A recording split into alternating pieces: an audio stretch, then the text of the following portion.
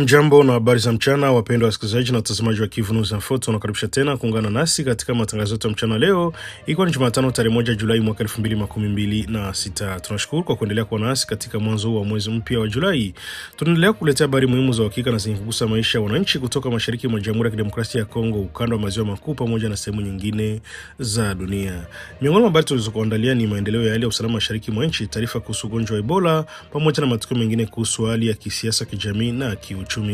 Mimi ni Teroje Lulonga, na basi kama ndio ulikuwa mara kwanza unakutana nasi kupitia mtandao wa YouTube, basi kabla ya chochote kile nikikomba na kusifu kitu kimoja, kisha umesubscribe, like, comment na kushare, na kwa lugha nasema kujabone kwa email vile vile na kupartager kuendelea kusambaza habari kwa walio wengi zaidi. Na basi kama tayari utakomeshafanya hivyo, acha tuendelee kusema asante sana kuchagua Kivu News Info kama kituo chako chema cha matangazo. Ni ana mazungumzo ya kila siku shana kuletea habari sasa zenye kuaminika tena kwa muda mwafaka. Basi naendelea kutuandikia na kutujuza unatusikiliza kwa sehemu gani, ndio ukatuambia maoni yako aiza mapendekezo yako. Mapambano dhidi ya waasi ya ADF yanaendelea kushika kasi katika mkoa wa Uele kaskazini mashariki mwa Jamhuri ya Kidemokrasia ya Kongo. Katika hatua mpya ya operesheni hizo, jeshi la Jamhuri ya Kidemokrasia ya Kongo limewatambulisha watu kadhaa wanaoshukiwa kushirikiana na kundi la waasi baada ya kukamatwa katika eneo la Wata. Washukiwa hao waliwasilishwa rasmi Jumanne mjini Isiro mbele ya gavana mkoa wa Uele Jean Bakomito Gambu. Zoezi hilo liliongozwa na kamanda wa sekta operesheni ya Uele General Major Francois Mulakai Ngoi, ambaye alisema kwa kukamatwa kwa watu wao ni sehemu ya juhudi zinazoendelea za kuvunja mtandao na usaidia waasi wa ADF katika shughuli zao. Kwa mujibu wa jeshi, watu hao wanatumiwa kuwapa waasi msaada wa vifaa mbalimbali vya kijeshi na mahitaji ya kila siku, pamoja na kupatia taarifa muhimu kuhusu harakati za vikosi vya jeshi la Jamhuri ya Kidemokrasia ya Kongo na mazingira ya maeneo wanayoifanyia operesheni. Inadaiwa kuwa walikuwa wakifanya shughuli hizo katika eneo la Suka na Mboka, ambako waasi wa ADF wamekuwa wakijaribu kujipenyeza na kuendeleza vitendo vyao vya uhalifu. Maafisa wa jeshi wameeleza kuwa kukamatwa kwa washukiwa hao kuna kuwezesha bila ushirikiano mkubwa wa wananchi waliotoa taarifa kwa wakati wa vyombo vya ulinzi na usalama. Taarifa hizo zilisaidia vikosi vya FARDC kufanya uchunguzi na hatimaye kuwakamata watu wanaoshukiwa kuwasimamia mtandao wa siri unaoungwa mkono na waasi. Akizungumza wakati wa kuwasilishwa kwa washukiwa hao, gavana mkoa wa Uele amepongeza wananchi kwa uzalendo wao kwa kuendelea kushirikiana na jeshi katika kulinda usalama wa mkoa. Alisema mafanikio yameonyesha kuwa ushirikiano kati ya wananchi na vikosi vya ulinzi ni nguzo muhimu katika vita dhidi ya makundi yenye silaha. Gavana huyo aliwahimiza wakazi wa Uele kutokukata tamaa, bali kuendelea kutoa taarifa kuhusu watu wanaoshukiwa na shughuli zozote zinazoweza kuhatarisha usalama wa jamii hii. Alisisitiza kwa kila taarifa inayotolewa inaweza kusaidia kuzuia mashambulizi na kuokoa maisha ya wananchi wasiokuwa na hatia. Kwa upande wake, kamanda operesheni ya Uele Jean Major Francois Mulukalai Ngoi aliahidi kuwa jeshi litaendelea na operesheni za kuwasaka wapiganaji wa ADF pamoja na watoto wanaopata msaada wa kifedha, vifaa au taarifa. Alisema lengo la kukata kabisa njia zote zinazowezesha waasi hao kuendelea kufanya mashambulizi dhidi ya raia. Katika miezi ya hivi karibuni, mkoa wa Uele pamoja na maeneo mengine jirani umekuwa ukikabiliwa na vitisho vya makundi yenye silaha, hasa ADF ambayo limehusishwa na mashambulizi dhidi ya raia, mauaji, utekaji na uharibifu wa mali. Hii imewalazimu viongozi wa serikali na jeshi kuongeza operesheni za usalama kati huku wakitiza umuhimu wa ushirikiano na wananchi. Hata hivyo, licha ya tuhuma zinazowakabili washukiwa waliwasilishwa mjini Isiro, bado wanachukuliwa kuwa hawana hatia hadi pale wa mahakama itakapothibitisha makosa kwa mujibu wa sheria. Wakati wa mamlaka za mkoa zinawataka wananchi kuendelea kuwa watulivu, wenye umoja na kushirikiana na vyombo vya usalama ili kuimarisha amani na kuzuia makundi ya waasi kupata nafasi ya kuendelea kuhatarisha usalama kwa wakazi wa Uele. Hali ya usalama katika wilaya mkoani ya Fizi mkoani Kivu Kusini inaendelea kuzua wasiwasi baada ya kuripotiwa kwa tukio la uporaji wa kutumia silaha kwenye barabara ya kitaifa namba 5 maarufu kama route numero 5. Tukio limetokea siku ya jana Jumanne tarehe 13 Juni katika kijiji cha Swima, eneo la kiafya la Swima ndani ya ukanda wa afya na Nundu katika kundi la Babungo kaskazini sekta ya Tanganyika. Kwa mujibu wa taarifa zilizotolewa na chama cha wanaharakati wa maendeleo na utetezi wa jamii kinachojulikana kama Amidake, mtu mmoja aliyekuwa akisafiri kwa pikipiki kutoka mji Baraka kuelekea Uvira kwa ajili ya kupata matibabu alikumbana na shambulio hilo njiani. Taarifa inaeleza kuwa mtu huyo alizuiliwa na watu wenye silaha na kutaka kusimama kabla ya kumpora mali zake. Hamidaki anadai kuwa watu hao wanashukiwa kuwa ni baadhi ya wapiganaji wa Wazalendo wanadaiwa kuwa chini ya kamanda anajitambulisha kwa jina la Mkwepa, ambaye anaripotiwa kuwa na makao yake katika eneo la Elombe Swima. Hata hivyo, madai bado hayajathibitishwa rasmi na mamlaka za serikali au vyombo vya usalama. Kwa mujibu wa maelezo yaliyotolewa na washambuliaji hao walikuwa wameweka mtego kando kando ya barabara katika eneo hilo karibu na mpaka wa kijiji cha Ilakala. Walipomwona mwendesha pikipiki walimvamia na kumpora mali mbalimbali za samani kabla ya kutoweka kusikojulikana. Miongoni mwa vitu vilivyochukuliwa ni simu ya kisasa na Android, kifaa cha kuhifadhi chaji ya simu kinachojulikana kama power bank, kiasi cha fedha taslimu za pesa za makongomani 200,000 pamoja na mali nyingine binafsi ambazo mwathirika alikuwa amebeba wakati wa safari yake kuelekea hospitalini. Mpaka sasa hakuna taarifa rasmi kutoka kwa jeshi, polisi au viongozi wa eneo hilo zinazothibitisha tukio hilo au kubanisha iwapo uchunguzi umeanza. Hata hivyo, tukio hilo limezua hofu kubwa kwa wakazi wa eneo hilo pamoja na watumiaji wa barabara ya kitaifa namba 5 ambayo ni moja njia muhimu inayozungusha maeneo mbalimbali ya Kivu Kusini. Katika taarifa yake kwa umma, Hamidaki imelaani vikali tukio na kueleza kuwa ni kitendo cha kinyama kinachohatarisha maisha ya wananchi wasio na hatia. Tukio linasema kwa vitendo vya uporaji wa kutumia silaha vinaendelea kuwafanya wananchi waishi kwa hofu na kuzuia uhuru wa watu kusafiri, kufanya biashara na kupata huduma muhimu kama vile matibabu. Hamidaki imetaka serikali kuu, viongozi wa mkoa wa Kivu Kusini pamoja na mamlaka za wilaya Fizi kuchukua hatua za haraka za kurejesha mamlaka dola katika eneo hilo.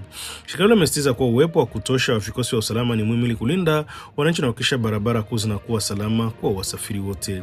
Shirika limetoa wito kwa vyombo vya usalama kufanya uchunguzi wa kina ili kuwabaini watu wanaohusika na tukio hilo na kuwakamata na kuwafikisha mbele ya vyombo vya sheria. Kwa mujibu wa Hamidaki, hatua hiyo itasaidia kurejesha amani ya wananchi kwa taasisi za usalama na kuzuia matukio kama hayo kujirudilia. Katika kipindi hichi cha hivi karibuni, maeneo makazi ya wilaya Fizi yamekuwa kikumbwa na changamoto za kiusalama zinazohusisha makundi yenye silaha, hali ambayo inaendelea kuhatarisha usalama wa raia na kuathiri shughuli za kiuchumi na kijamii. Wananchi wanaendelea kuitaka serikali kuongeza juhudi za kuimarisha ulinzi katika maeneo hayo ili kuhakikisha usalama unarejea na watu wanaweza kuendelea na shughuli zao bila hofu.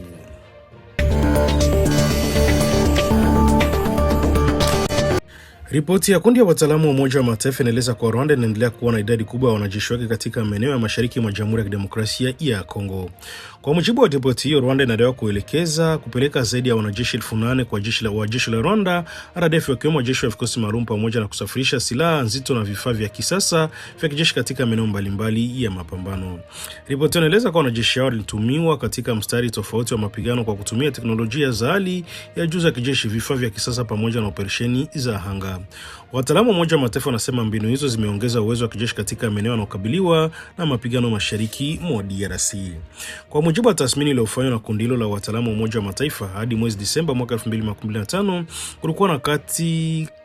kulikuwa na kati ya wanajeshi 8,000 hadi 10,000 wa RDF walikuwa wamepelekwa katika mkoa wa Kivu Kaskazini na Kusini. Wakati huo katika mkoa wa Kivu Kaskazini, idadi hiyo ilikadiriwa kuwa kati ya wajeshi 6,000 hadi 8,000. Ripoti inaongeza kuwa tangu makadirio hayo yaliyotolewa, hakuna ushahidi wa kuaminika ulionyesha kuwa kumekuwa na uondoaji mkubwa wa wanajeshi kutoka mashariki mwa Jamhuri ya Kidemokrasia ya Kongo. Hayo imefanya ripoti hiyo kuhitimisha kuwa uwepo wa vikosi vya RDF katika maeneo hayo unaendelea kuwa na kwa kiwango kikubwa. Kwa miaka kadhaa, serikali ya Jamhuri ya Kidemokrasia ya Kongo imekuwa ikishutumu Rwanda kwa kuunga mkono wa M23 na kutuma wanajeshi wake ndani ya ardhi ya Kongo. Rwanda imekuwa ikanusha mara kwa mara tuhuma hizo, ikisema kuwa hatua zake zinahusiana na kulinda usalama wa mipaka yake na kupambana na makundi yenye silaha yanayoitishia. Ripoti ya kundi la wataalamu wa Umoja wa Mataifa inachukuliwa kuwa moja nyaraka muhimu zinazotumiwa na Baraza la Usalama la Umoja wa Mataifa katika ufuatiliaji wa hali ya usalama mashariki mwa nchi. Matukio yake yanaendelea kuzua mjadala katika ngazi ya kidiplomasia, huku akiongeza wito wa jumuiya ya kimataifa na kutafuta suluhisho la kudumu la mgogoro unaendelea katika eneo hilo. Mashariki mwa Jamhuri ya Kidemokrasia ya Kongo inaendelea kukumbwa na migogoro ya silaha kwa miaka mingi, hali ambayo imesababisha maelfu ya vifo, mamilioni ya watu kuyama makazi yao na kuzorotesha hali ya kibinadamu katika mikoa ya Kivu Kaskazini na Kusini. Ripoti hiyo ya Umoja wa Mataifa inaongeza uzito katika mjadala wa kimataifa kuhusu nafasi ya mataifa ya eneo hilo katika mgogoro na kuna hatua zinazopaswa kuchukuliwa ili kurejesha amani ya kudumu. Nchini Marekani, shinikizo linaendelea kuongezeka kwa serikali ya Washington katika kuitaka Rwanda kuondoa wanajeshi wake kutoka mashariki mwa Jamhuri ya Kidemokrasia ya Kongo. Hatua imejitokeza baada ya maseneta wane wa Marekani wakiandikia tarehe 15 Juni waziri wa mambo ya nje ya Marekani Marco Rubio akimtaka kuongeza juhudi za diplomasia ili kumaliza mgogoro unaoendelea katika eneo hilo. Katika barua yao, maseneta wanasema kuwa licha ya kutiwa saini ya makubaliano ya Washington mwezi Disemba mwaka jana, hali ya usalama ya mashariki mwa DRC bado inaendelea kuzorota baada ya kuimarika. Wanaweza kwa mapigano yameongezeka hasa kufuatia kusonga mbele kwa M23 ambao Marekani inaendelea kudai wanaungwa mkono na Rwanda. Maseneta wanakumbusha kuwa kuongezeka kwa mapigano kumesababisha madhara makubwa kwa raia. Wanasema mji wa Uvira ulitekwa na waasi hao, huku mamia ya wananchi wakipoteza maisha yao, kujeruhiwa na idadi kubwa ya wakimbizi kulazimika kuyakimbia makazi yao kutokana na mapigano yanayoendelea. Zaidi ya wakimbizi 100,000 kutoka Jamhuri ya Kidemokrasia ya Kongo walikimbia nchini Burundi wakitafuta usalama. Kwa mujibu wa barua hiyo, hali hiyo inaonyesha kuwa bado kuna haja ya kuongezeka kwa shinikizo la kimataifa dhidi ya Rwanda ili kuhakikisha mapigano yanasitishwa na amani inarejea mashariki mwa DRC. Maseneta hao wanaamini kuwa hatua za diplomasia zinapaswa kuendelea hadi pale kutapokuwa na utekelezaji kamili wa makubaliano yaliyofikiwa. Barua hiyo inarejea hatua ambazo Marekani ilichukua mwezi Machi mwaka 2026 dhidi ya baadhi ya viongozi wa Rwanda pamoja na jeshi la ulinzi la Rwanda RDF. Hatua hizo zinajumuisha vikwazo dhidi ya baadhi ya maafisa waandamizi wa Rwanda na kuwekwa kwa masharti mapya ya utoaji wa visa. Kwa maoni ya maseneta hao, hatua hizo zinaonyesha umuhimu wa kuendelea kuweka shinikizo kwa Kigali ili kuheshimu wajibu wake katika kutafuta suluhisho la mgogoro huo. Katika mapendekezo kwa serikali ya Marekani, maseneta wametaka wizara ya mambo ya nje kufanya tathmini ya kina kuhusu kiwango cha utekelezaji wa makubaliano ya Washington. Pia wameomba Marekani kutumia ushawishi wake wa kuhakikisha kuwa wanajeshi wote wa Rwanda wanaondolewa kutoka ndani ya ardhi ya Jamhuri ya Kidemokrasia ya Kongo. Ulinzi wa raia unaimarishwa na hatua za kidiplomasia pamoja na kiuchumi inaendelea kutekelezwa hadi vitendo vya vurugu vitakapokoma. Maseneta pia wameeleza kuwa ni muhimu kwa Marekani kushirikiana na washirika wake wa kimataifa ili kuhakikisha pande zote zinazohusika katika mgogoro zinawajibika kwa matendo yao. Wamesisitiza kuwa amani ya kudumu mashariki mwa DRC haiwezi kupatikana ikiwa makundi yenye silaha yataendelea kupata msaada kutoka nje au ikiwa na makubaliano ya amani hayatatekelezwa kikamilifu. Barua imesainiwa na maseneta 4. Kwa hivyo kunatazamwa kama ishara ya kuongezeka kwa msimamo ndani ya bunge la Marekani na kuitaka serikali ya Washington kuendelea kushinikiza Rwanda ili kupunguza mvutano na kuchangia kurejesha amani ya kudumu mashariki mwa Jamhuri ya Kidemokrasia ya Kongo. Hata hivyo, Rwanda imekuwa ikanusha mara kwa mara tuhuma za kuunga mkono wa M23 au kwa wanajeshi wake ndani ya ardhi ya Jamhuri ya Kidemokrasia ya Kongo.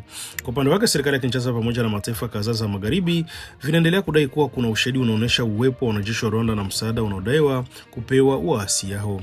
Mgogoro unaendelea kuwa moja ya changamoto kubwa za usalama katika ukanda wa maziwa makuu, huku juhudi za diplomasia zikiendelea kutafuta suluhisho la kudumu.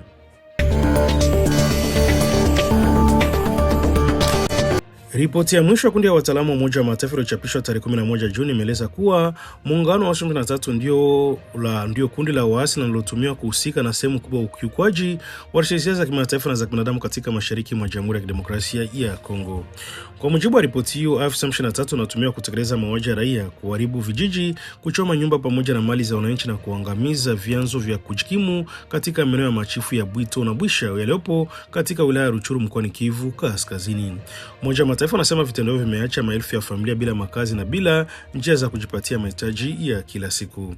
Ripoti hiyo pia inaeleza kuwa katika eneo la Minembwe mkoani Kivu Kusini, waasi wa M23 ilihusika na kile kinachoelezwa kuwa ni kuzuia misaada ya binadamu kufika kwa raia, aliyosababisha wakazi hususan jamii ya Banyamulenge kushindwa kupata bidhaa muhimu kama chakula, dawa na mahitaji mengine ya misingi kwa kipindi kirefu, chanozidisha hali ya kibinadamu katika eneo hilo. Moja ya maeneo ambayo ripoti hiyo imeyapa uzito mkubwa ni ongezeko la vitendo vya ukatili na wakingono vinavyohusishwa na vita. Kundi la wataalamu wa Umoja wa Mataifa linaeleza kwa tangu mwaka 2024 visa vya ubakaji na aina vingine ya ukatili wa kingono vinavyohusishwa na migogoro vimefika kiwango ambacho hakijawahi kushuhudiwa hapo awali. Kwa mujibu wa Umoja wa Mataifa, M23 ndio kundi linalotajwa mara nyingi zaidi kwa kuhusika na vitendo hivyo vya ukatili wa kingono. Ripoti hiyo inaonyesha kuwa wanawake na wasichana ndio waathirika wakubwa wa uhalifu huo, huku wengi wao wakikumbwa na madhara makubwa ya kimwili, kisaikolojia na kijamii. Wataalamu wa Umoja wa Mataifa pia wanaeleza kuwa ukiukwaji wa sheria za kimataifa na za kibinadamu unahusishwa na makundi ya waasi pekee. Ripoti hiyo inabainisha kuwa kwa upande wa vikosi wa serikali ya Jamhuri ya Kidemokrasia ya Kongo, na hivyo vimetajwa kwa kuhusika kwa mhusika mkuu wa kiukwaji wa haki za binadamu miongoni mwa taasisi za dola. Kwa mujibu wa ripoti hiyo, kuwepo kwa tuhuma dhidi ya pande zote mbili zinazopigana kunaazirisha ugumu wa mgogoro unaendelea mashariki mwa DRC. Umoja wa Mataifa unasema hali hiyo inaonyesha kuwa ukiukwaji wa sheria za vita unafanywa na wahusika mbalimbali, jambo linalofanya juhudi za kurejesha amani na kuwajibisha wahusika kuwa na changamoto kubwa. Ripoti hiyo inatoa wito kwa pande zote zinazohusika katika mgogoro kuheshimu sheria za kimataifa na za kibinadamu, kulinda raia na kuruhusu msaada wa kibinadamu kuwafikia watu wanaouhitaji. Pia inasisitiza umuhimu wa kufanya uchunguzi huru na kuwafikisha mbele ya sheria wote watakaobainika kuhusika na uhalifu dhidi ya raia bila kujali upande wanaotoka. Mashariki mwa Jamhuri ya Kidemokrasia ya Kongo inaendelea kushuhudia mapigano mara kwa mara kati ya vikosi vya serikali, makundi yenye silaha na waasi wa M23, hali ambayo imechangia kuongezeka kwa idadi kubwa ya watu waliokimbia makazi yao, kuzorota kwa hali ya kibinadamu na kuendelea kwa ukiukwaji wa haki za binadamu katika maeneo mbalimbali ya Kivu Kaskazini na Kusini.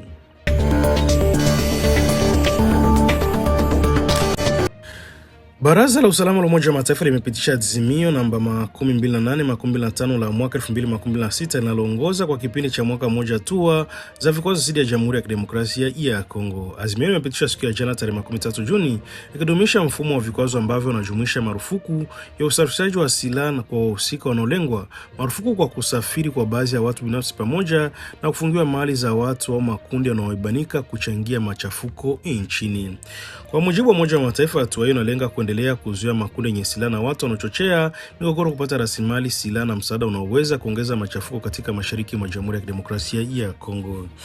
Baraza la Usalama linaamini kuwa kuendelea kwa mfumo huo wa vikwazo ni sehemu ya juhudi za kimataifa za kurejesha amani na kuimarisha usalama nchini.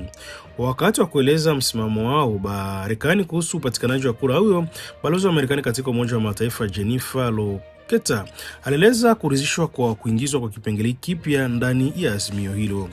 Kipengele hicho kinatoa nafasi ya kuwekea vikwazo wa watu binafsi, makundi au taasisi zinazoibanika kuzuia au kuvuruga utekelezaji wa majukumu ya ujumbe wa Umoja wa Mataifa nchini DRC, MONUSCO. Kwa mujibu wa balozi, hatua hiyo inalenga kuhakikisha kuwa MONUSCO inaweza kutekeleza jukumu lake kwa kulinda raia, kusaidia juhudi za kurejesha amani na kushirikiana na mamlaka za Kongo bila kupambana na vikwazo kutoka kwa makundi yenye silaha au wahusika wengine.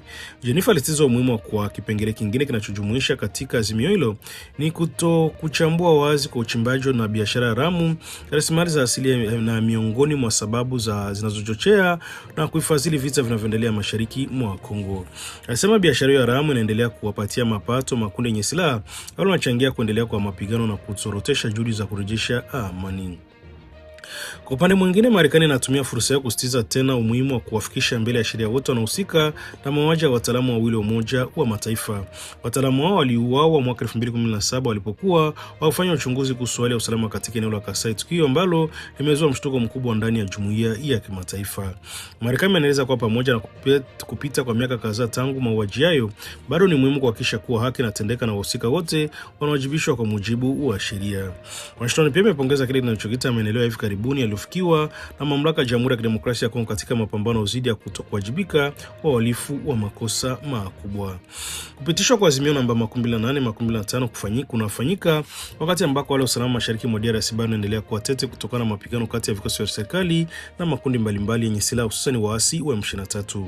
Umoja wa Mataifa na jumuiya ya kimataifa zinaendelea kusisitiza umuhimu wa kuheshimiwa kwa sheria za kimataifa, kulindwa kwa raia na kusitishwa kwa vitendo vyote vinavyochochea migogoro. Baraza la Usalama la Umoja wa Mataifa linaamini kuwa kuendelea kwa mfumo wa vikwazo pamoja na ushirikiano wa kimataifa kutachangia kupunguza uwezo wa makundi yenye silaha kuendeleza vita na kusaidia juhudi za kufikia amani ya kudumu nchini Jamhuri ya Kidemokrasia ya Kongo. Na ni kupitia hapo ndipo tunahitimisha matangazo yetu ya mchana leo kwa tarehe 1 Julai mwaka 2026. Asante sana kwa kuwa pamoja nasi katika kipindi hichi. Tunaendelea kuletea habari zote muhimu kutoka ndani na nje ya Jamhuri ya Kidemokrasia ya Kongo, zikiwemo masuala ya usalama, afya, siasa na maisha ya kila siku ya wananchi. Basi endelea kufuatilia Kivu News Info kupitia channel zetu mbalimbali kwa taarifa za haraka na za uhakika na zogusa ukweli na matukio yanayoendelea. Mimi ni Telo Jalongo na kutakia mchana mwema na siku yenye amani na mafanikio. Basi tunaanza tena katika taarifa zetu zijazo. Bye bye na chau.